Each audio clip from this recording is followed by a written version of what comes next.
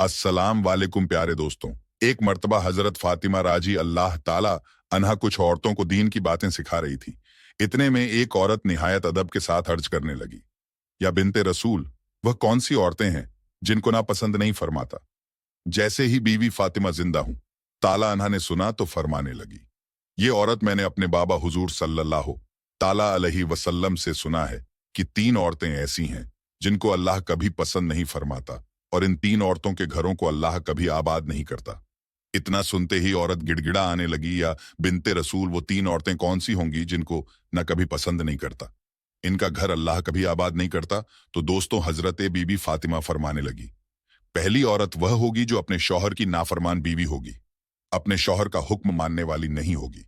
औरत मैंने अपने बाबा हुजूर सल्लल्लाहु ताला अलैहि वसल्लम से सुना है कि जो औरत अपने शौहर और खिदमत गुजरी को अपना फर्ज समझती है, जो औरत हरदैव अपने शौहर की खिदमत करती है, कुछ तकलीफ उठाकर अपने शौहर को आराम पहुंचने की जरूरत कोशिश करती है, अपने शहर के हुकूक अदा करने में किसी भी तरह की कोताही नहीं बदलती।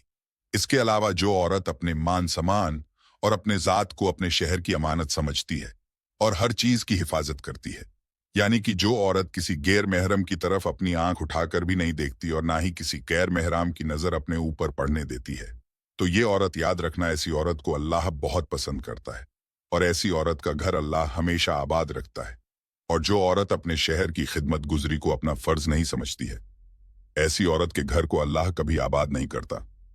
दोस्तों, हजरत बीबी फातिमा राजी अल्लाह ताला अन्हु ने फरमाया कि दूसरी औरत वो होगी इस दुनिया में पर्दे का ख्याल नहीं करेगी, यानी कि बेपर्दा औरत है।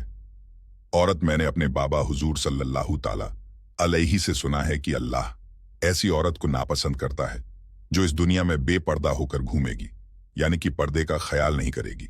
इसीलिए ये औरत, याद रखना, जो औरत इस दुनिया में अपने आप को पर्दे में नहीं रखेगी, पर्दे का ख्याल नहीं करेगी, अल्लाह ऐसी औरत को कभी भी आबाद नहीं करेगा।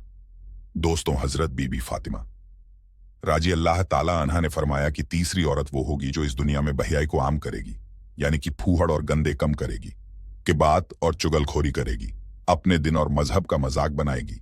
याद रखना, ऐसी औरत का घर कभी आबाद नहीं होगा, क्योंकि मैंने अपने बाबा हुजूर सल्लल्लाहु ताला अलैहि वसल्लम से सुना है कि जो औरत इस दुनिया में दीन और मजहब का मजाक बनाएगी, दिन और मजहब में बिगाड़ पैदा करेगी, तो अल्लाह ऐसी औरत को कभी पसंद नहीं फरमाएगा और ऐसी औरत का घर हमेशा बर्बाद रहेगा।